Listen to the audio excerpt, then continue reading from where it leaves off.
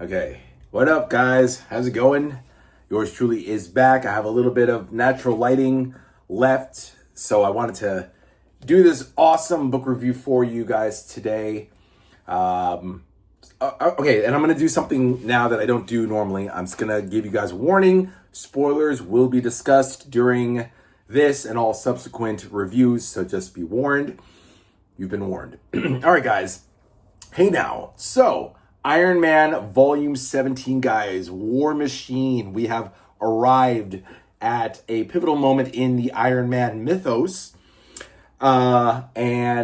Yes, James Rhodes becomes, well, not exactly War Machine, guys. I'll be honest with you. It's called War Machine, right? It says War Machine. However, he's still not called War Machine just yet. This is, either side. It's the gray and silver armor. Or is it black and silver? I don't even know. I kept calling it gray and silver, but I think I was wrong. Black and silver? It's the Iron Man armor MK or Mark 11. I think that's the technical term for it, but colloquially, we all call it, because it's familiar to us, as the War Machine armor. So, a couple things. Number one, Rhodey is not the first one to wear this armor. It's actually Tony Stark. Duh, obviously, because he's the inventor of it. And they didn't call it War Machine. It was still Iron Man. It was yet another Iron Man armor. And I'm sure, guys, you all know this, but just indulge me here a little bit for those of you who don't know the history behind this. I'll be very brief and succinct. This is still Iron Man. This is just yet another new model Iron Man. Excuse me, I'm about to burp. Just another basic new model, the 11th model of the Iron Man armor, which is considered to be more powerful than all the others. And it's funny, the description from I think it was Kevin Hopgood. Oh yeah, by the way, we're now in the Len Kaminski, Kevin Hopgood era. Len Kaminski doing the writing, and Kevin Hopgood doing the pencils, the majority of the pencils, and of course a lot of different inkers here and there thrown in. So yeah, Kaminski and Hopgood.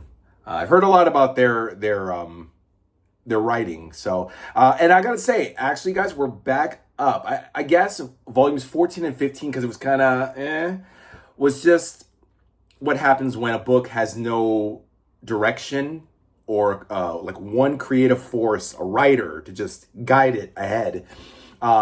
It just felt like volume 14 and 15, Return of the Ghost and Doom, respectively, just seemed not having, they didn't have a captain at the helm. So, but I think we're back on top since 16 with War Games with John Byrne, and now we have Len Kaminski. We're back on a steady course. I know eventually the book gets canceled around like issue 332 with the Onslaught event, but I'll say this was actually a pretty good collection of books. So let me just finish off. So yeah, this is not called War Machine just yet. The armor makes its debut in Iron Man number 281, and Tony goes into action with it in 282. He teams up with Rhodey, who still doesn't have his own armor. He still has a phobia about the armor, or putting on the armor. And they team up with the Masters of Silence to, that was an interesting one. Yeah, Justin Hammer comes back, and he tries to sabotage Stark yet again by what was it? There was a nuclear reactor meltdown or something in Japan, and Stark was supposedly behind it. Stark Industries was behind the sabotage. So this Jap businessman sends the Masters of Silence, these three high-tech samurai ninja warrior guys, kind of like the Cyber Samurai over in X-Men, around this period too, the same period, to go kill Tony. And of course, Tony and Rhodey are like, I didn't do this. It was Justin Hammer. So they're like, oh, we're so sorry. Oh, so sorry. Yeah, we owe our honor and allegiance to you. So then Tony and Rhodey and the Masters of Silence go after Justin Hammer, and they kick his ass. Justin Hammer, who apparently had Stain Industries or Stain International, under his umbrella, lost it back to Tony. So now Tony got his old company, Stark Industries, which was bought out, or no, Stark International, which was bought out by Stain, Obadiah Stane.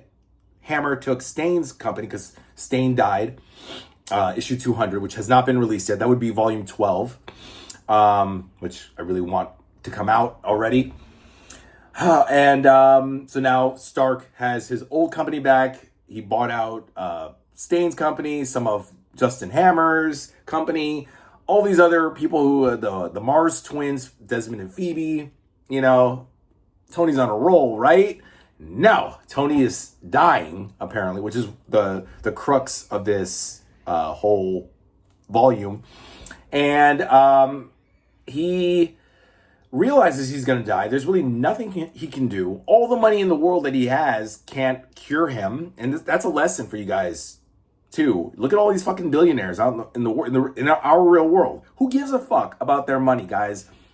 The minute they get cancer or some incurable disease, multiple sclerosis or Alzheimer's or Lou Gehrig's disease, they're finished. I don't give a fuck about Zuckerberg or fucking Elon Musk or Jeff Bezos, Bill Gates, Warren Buffett. Who gives a fuck, guys? I know I'm off topic here, but just go with me on this. This pertains to Tony Stark. Who gives a fuck? The point is that no matter how, and they make a point of it in here, that all the money that Tony has can't cure him of this disease. The disease, by the way, is that his central nervous system has been destroyed by a parasite that was inflicted upon him by Kirsten DeWitt, who, interestingly enough, makes his return in this volume during the Assault on Armor City, the Assault on Armor City annual crossover between Darkhawk Annual 1, Avengers West Coast Annual number 6, and Iron Man Annual number 13. So it's like 3 annuals you got to read for this 3-parter, and it's all collected in this volume. It's also collected in the Avengers West Coast volume 6, I think, because I know I read this already. Yeah, it's in one of the Avengers West Coast volumes, but it's also collected in this volume. So you get all 3 of the annuals.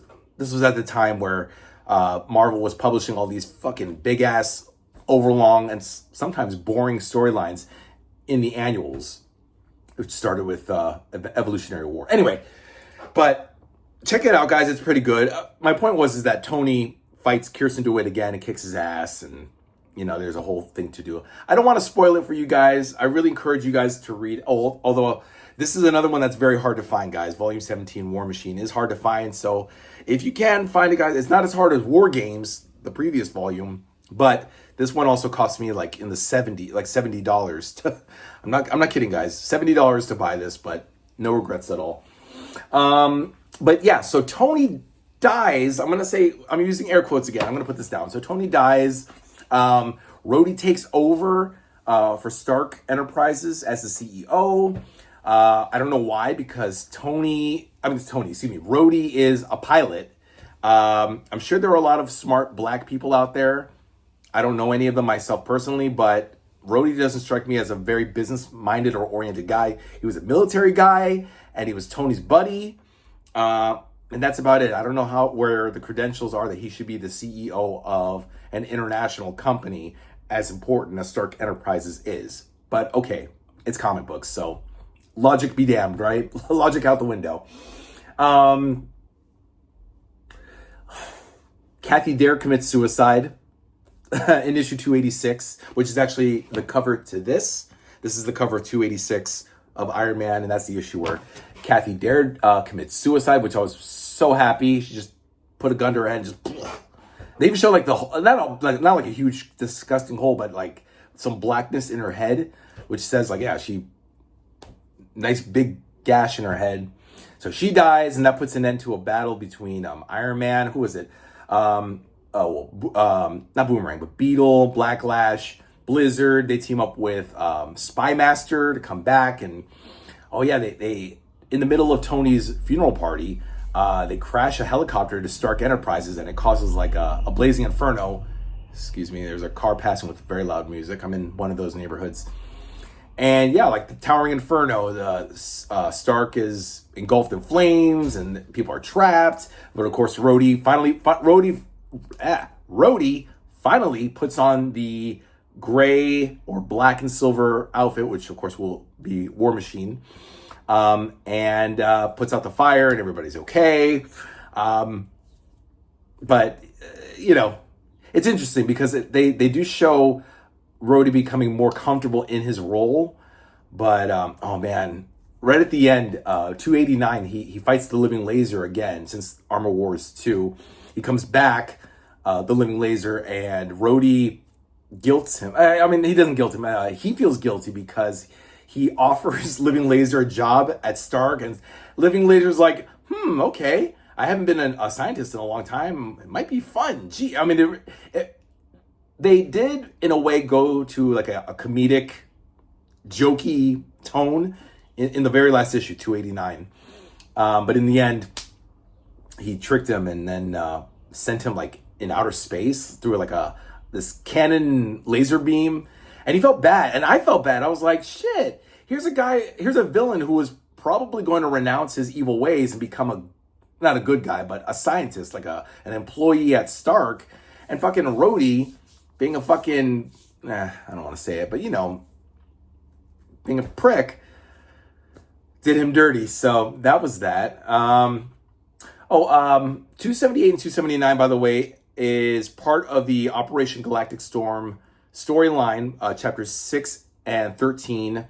For those of you who don't know, that was the 19-part epic, which was colloquially called the Kree-Shi'ar War, but it was actually the Operation Galactic Storm storyline. I would say read, it's either volume 22 of Avengers is called Operation Galactic Storm, and that collects all 19 issues, all 19 issues of the Operation Galactic Storm storyline. I actually liked it. It sounds pretty daunting, guys. I know, 19 parts, but this is 1992, and I mean, we got Mark Gruenwald, you got Len Kaminsky, you got, I think, was it Fabian Nicieza or Bob Harris? I think it was Bob Harris, not Nicieza. But a lot of guys just very quick with the writing. Oh, and Roy Thomas, and I guess his wife Dan. They did Avengers West Coast. A lot of people. I mean, there's Quasar, there's Wonder Man issues. Everything's collected, and I definitely recommend that. But 278 and 279 just have those two parts, but they do fill in like what happened in between the chapters. 280, what was 280? 280 was something good. I don't know. You know what? I'm not going to do that to you guys, especially since this is a hard to find book. I'll put on these fucking glasses. Damn it. I love the holiday special was really good. This dude can't find work. It's the Marvel Holiday Special number 2. This dude named Randy Macklin, can't find work because he's an ex-con. It's Christmas, so he has no choice but to don the Blizzard costume because Donnie Gill, the new Blizzard, is in jail. And he attacks Stark Enterprises during a Christmas holiday party. Of course, he gets his ass kicked by Tony Stark, Iron Man, and Tony offers him a job. And that's the end. It's like, oh, how sweet. It was cool. I like that one. What was I going to look for? Oh, yeah, 280. 280 real quick. Oh, yeah. We start off with the Iron Man Annual 12, which was actually part of the Subterranean Wars from 1991. By the way, this is 1992 to 1993, just so you guys know. It should be 91 to 93. It's another misprint on Marvel's part because Annual 12, which starts this off, was published in 91. I don't know if you guys know, 1991, and it's part of the Subterranean Wars. It's part 4, doesn't collect all of them like another book has like all, I think the Avengers one or I don't know.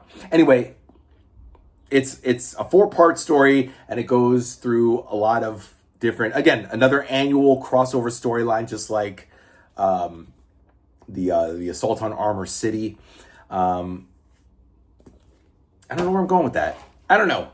Iron Man helps Queen Kala. There we go. Iron Man helps Queen Kala, who's in love with the Mole Man for whatever reason, and he's in the middle of a subterranean war with Tyrannus, Grotesque, and the Deviants.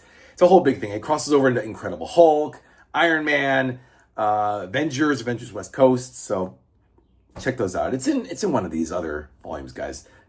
My bad for not knowing off the top of my head. I'm just trying to, I don't know, fill in the gaps as I go along. That's pretty much it, guys. I don't know. No, I don't want to do that to you guys. Hold on. What else? Oh yeah, Dark Hawk teams up in annual Assault on Armor City. They Avengers West Coast and Dark Hawk help Tony kick some more ass. So some more people have stolen his tech armor, the Stark armor, which was the impetus for the Stark Wars, Armor Wars, whatever you want to call it. So this is basically Armor Wars Part 3. This is so cool. So this is Tony this is Tony Stark, not Rhodey, in the later soon to be War Machine armor, but it's still Iron Man. He's still armor. He's still Iron Man. And these are the Masters of Silence. These guys are all Japanese. And yes, I was like, hello. We are the Masters of Sirens. And it's funny how they call him War Machine, but they don't use the War Machine name. This is what, 282, yeah. But it's still Tony Stark, not Rhodey. Yeah, a lot of foreshadowing, but it's called War Machine, even though they don't call him War Machine yet. By the way, Avengers West Coast number 94 apparently is the issue where Rhodey does join the Avengers West Coast team as War Machine. I mistakenly said that was the first appearance of War Machine, but I think it was probably either the first use of the name War Machine or the first time he joins the team. I don't know. But that's 94 of Avengers West Coast. But yeah, the armor itself made its debut in Iron Man 281. Yeah, that's pretty much it, guys. Here's where Kathy Dare commits suicide. I don't know. Hopefully YouTube doesn't stop me or doesn't ban this, but this is where Kathy Dare has the gun. Hold on, guys. This is where she fucking... Oh, look at this. She just holds the gun to her head and just goes blam, right down there. Blam. And yeah, right over here. She just dies. They're in the middle of a fracas here. Rhodey and all of them. And yeah, I mean, Kathy Dare, the woman who paralyzed Tony, which set this whole thing up with his nervous system getting all shot and him dying. This was her fault. So she finally got her comeuppance, and that's it. So Tony, again, dies, but he's cryogenically frozen. Apparently, Abe Zimmer from Accutech and Dr. Erica Sondheim are the only ones who know that he's alive because they're working on figuring out how to revive him. But Rhodey doesn't. Rhodey doesn't know that he's still alive. Oh yeah, Firepower comes back. Firepower from the Armor Wars, or Stark Wars. He comes back. He's actually on the side of good. Oh, this is so cool. This was a double-sized issue, 288 of Iron Man. This dude, Atom Smasher, comes back. That's him right here. The green dude. The green dude, he wants to stop the atomic nuclear age by doing good, but he wants to destroy Stark. Yeah, they fucking stuffed his ass in a drum, dumped his ass in the river, and then he became Atom Smasher. This guy's origin is crazy. Yeah, and he was an employee at Stark, and he was like, hey, we should really, look at this. Look at that fucking face.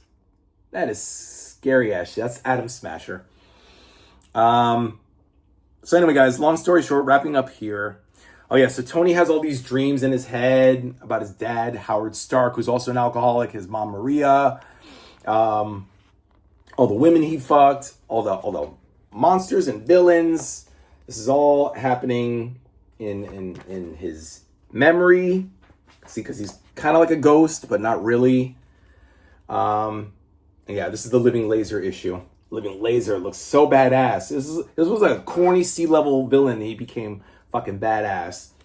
And yeah, 289, he fucking betrayed him. So at the very end, I just want to show you guys. So finally, Erica. Oh, and Rhodey hooks up with Ray LaCosta. This chick was with Tony, but she's like, oh, we were just friends. But Rhodey fucks Ray, a black man fucking a white woman. So if any of you are, against miscegenation, don't watch it. Miscegenation is when, two different opposing races come together. So yeah, I don't care. Nothing offends me or bothers me, but I just thought I'd point that out. Okay, so anyway, long story short, at the very end of the very last issue of 289, Erica and Abe bring Rhodey down to see that Tony's still alive. And he's like, wait for it. He's like, hey, Rhodey, hey, how's it going? And Rhodey's really like, you son of a bitch. That's my black man voice. You son of a bitch. Oh my goodness, what? You son of a bitch. And he says, I quit. So apparently it ends with Rhodey quitting Stark Enterprises because Tony's alive. He doesn't need to be the CEO. But that's about it, guys. That is the story. That is volume 17, War Machine. Even though oddly enough, it's not called, he's not called War Machine just yet, but probably in the next volume. Speaking of which, that next volume will be volume 18, guys. The Return of Tony Stark, as we saw in that issue. Tony Stark is alive and well, and he, I guess, will return and continue to be Iron Man. Yeah. So, but looky here. We got Iron Man and we got War Machine. I'm assuming now he's going to be War Machine because now we have already Iron Man. And yeah, that's the back. This is just going to cover 1993. That one was 91. Well, just annual 12 was 91, but the rest was 92 to 93. So we're now in the early to mid 90s. Oh my God, it's when I hit puberty. And this is, let me just read you guys this you guys should be able to get in your stores. This covers 290 to 297, annual number 14, Marvel Superheroes number 13, Iron Manual number 1, and we get the material from Marvel Superheroes 2, 8 to 9, 12, and 14 to 15. So a lot of stuff there. This is the next volume, guys. Volume 18, The Return of Tony Stark. The Return. Return of the Ghost rather than The Return of the Ghost. The Return of Tony Stark rather than just Return of Tony Stark. Okay. That's just splitting hairs there. All right, guys. Let me know what you think in the comments down below. Volume 18. This is the next one that I'll be reading. Leave your likes, dislikes, or subscribes, unsubscribes, comments. I don't give a shit, guys. But keep reading those epics. I read them so you don't have to, but as always, I encourage you guys to read them because they are freaking awesome. All right, guys. I'll see you next time. Bye-bye.